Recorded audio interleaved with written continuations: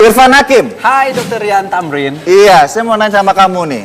Kira-kira kamu tahu nggak mengenai pola makan atau jenis makanan yang bisa memicu kanker lambung? Hah, susah banget ya. Kalau anggap aja kamu tes untuk S3.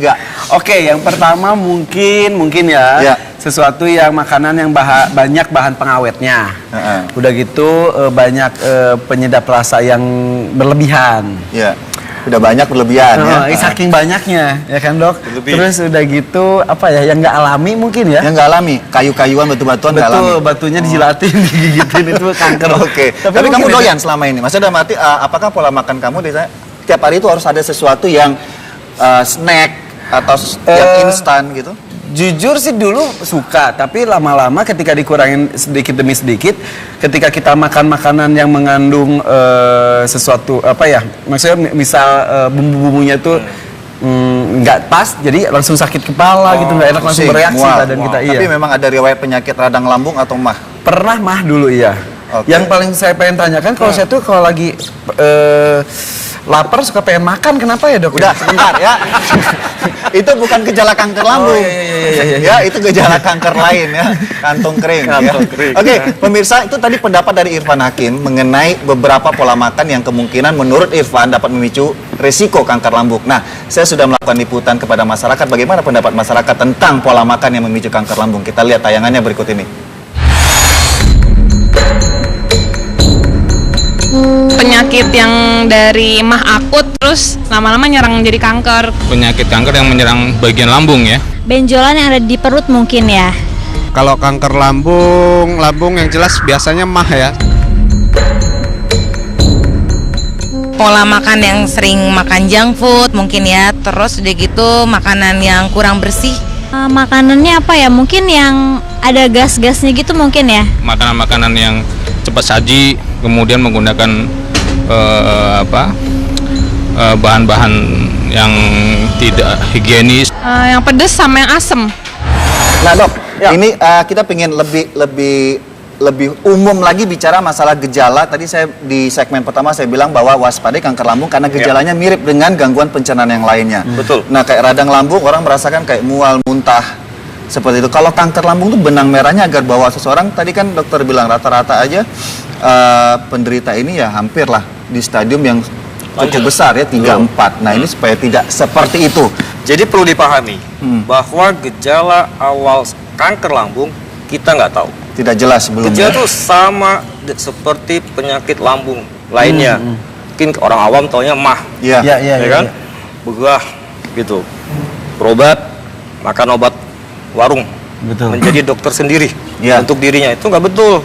Ya, boleh berobat sendiri, tapi kalau sekian hari nggak sembuh, berobat ke dokter. Ya. Kemudian kalau kanker itu masih awal, gejalanya nggak khas. Tapi kalau dia sudah lanjut, terjadi luka, bisa terjadi perdarahan, bisa muntah hitam, BAB warna hitam karena darah itu bercampur asam lambung. Kemudian kalau dia tumor itu menyumbat, kesulitan makan. Biasa sudah masuk stadium berapa? Sudah telat. Udah 3-4. 3-4. Nah, bicara masalah pemeriksaan penunjangnya dok, kan ini ada banyak yang endoskopi atau CT scan. Waktu untuk kasus Zaskia dari pengamatan dokter, kira-kira itu dengan pengamatan pemeriksaan lengkap dari apa? Ya, kalau pada kasus Zaskia memang sebelumnya sudah diperiksa dulu, MRI, CT scan, ya, kemudian baru endoskopi, ya kan? Itu dua pemeriksaan yang berbeda.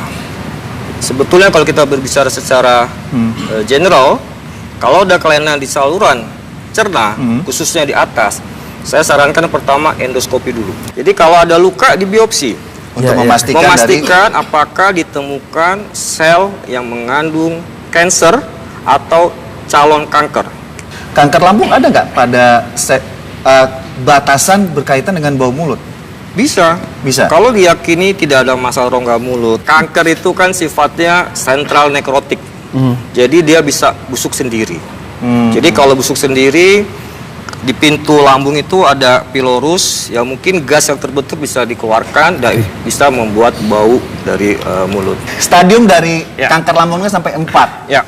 Kita bicara secara general dok, misalnya dari stadium 1, ini tingkat persen kesembuhan dari pasien sejauh mana dibanding dengan stadium 4 yang sudah dioperasi atau penilaian dokter seperti apa? Jadi kalau pada kanker secara overall itu kita mengenal yang namanya 5 years survival rate. Jadi harapan hidup 5 tahun ke depan. Setelah pembedahan, setelah terapi lanjutan, semakin early stage-nya semakin besar harapannya. Kalau kita bicara stadium 1 bisa mencapai 70%. Tapi kalau semakin tinggi stage-nya, stadiumnya, misal stadium 4 itu menjadi kurang dari 20%. Stadium 4 ada kurang 20%. 20%. Kalau apakah operasi itu salah satu keputusan yang terbaik atau sudah tadi terbang paliatif ya untuk mengurangi angka kesakitan sehingga pasien juga dalam mengkonsumsi makanan bisa terbantu. Nah, ini untuk angka kualitas hidup. Ya. Biasanya untuk pasien yang sudah dioperasi. Iya. Jadi harus dibedakan nih, ya. Tadi kuratif, kita sembuh. Pada stadium 1 kanker lambung, kita potong selesai. Tidak perlu lagi kemo, tidak perlu lagi radiasi. Oke. Tapi pada stadium lebih lanjut 2, 3, apalagi 4, kita lihat masalah yang ada pada pasien. Umumnya adalah gangguan fungsi makan, menelan.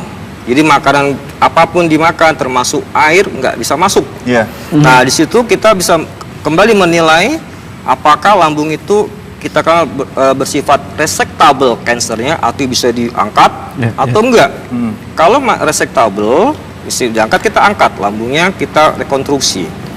Kemudian kita lihat apakah parsial atau total, dibuang lambung total. Kemudian kita lakukan rekonstruksi. Tapi pada kondisi lambung nggak bisa diangkat sama sekali, pasien kan harus makan. Ya, kita buat terapi pembedahan paliatif, hanya memasang selang ke lambung. Jadi namanya gastrostomi. Jadi setiap pasien makan lewat nggak bisa lagi, nggak muat, nggak lewat. Udah nggak kerasa rasa-rasanya lagi ya? Apa aja disikat. Ya, pada dasarnya segala bentuk kesehatan apapun itu harus dijaga, mencegah lebih baik daripada mengobati. Karena kalau sudah terjadi, ya seperti dari informasi Dr. Fajar, suatu anugerah kita bisa menikmati berbagai cita rasa yang diberikan oleh Tuhan. Jika penyakit itu sudah diberikan juga, istilah penyakit itu sebenarnya juga anugerah tanda kutip ya, itu suatu peringatan. Semua hilang begitu aja. Nah, setelah ini ada informasi mengenai pencegahan, Van. Kita beritahu kepada pemirsa yang di rumah untuk tercegah dari beberapa penyakit. Tapi sebelumnya terima kasih untuk Dr. Fajar atas informasinya, Dok. Makasih. Terima kasih. Duduk. Jadi Anda jangan kemana-mana, ada pencegahan dari antioksidan terhadap beberapa penyakit. Tetap di Dr. Rose Indonesia. 13.000 wanita di California yang mengkonsumsi salah satu dari sumber makanan berwarna merah. Perlunya mengkonsumsi makanan berwarna-warni untuk mengurangi resiko kanker.